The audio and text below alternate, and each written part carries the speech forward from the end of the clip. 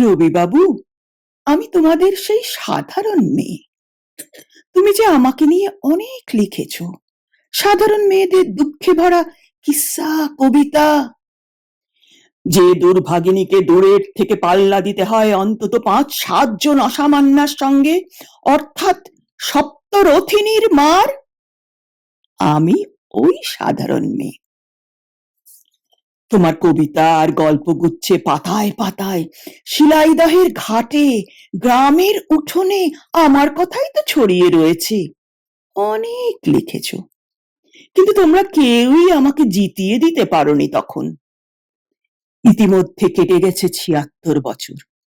দুঃখ মন্থন করে তীরে এসে উঠেছি তোমার সাধারণ মেয়ে, নিজে নিজেই। নিজের জোরেই আমি অর্জন করেছি পায়ের তলার মাটি, মাথার আকাশ। কয়েক হাজার মেয়ে সাধারণ ছড়িয়ে পড়েছি নিউজ রুমের করিডোরে আর কম্পিউটারে, বিশ্ববিদ্যালয়ে, স্কুলে, কলেজে কলেজে, ছেলে মেয়েদের স্কুল সিলেবাসে, রান্নার টেবিলে, হারমোনিয়াম থেকে হার্ভার্ড পর্যন্ত অনায়াসে চলাফেরা এখন আমার। কাঁচরাপাড়ার গলিপথ থেকে ক্যালিফোর্নিয়ায়, পাড়ার ফাংশন থেকে পার্লামেন্ট ঘরে, আমাকে এখন আর ইট চাপা দেওয়া যায় না। এক মুঠো আমলকি এই পৃথিবীকে এখন নিজেই আমি জিতে নিতে পারি। আমার 10টি হাতে ধরা আছে দিক চক্রবাল।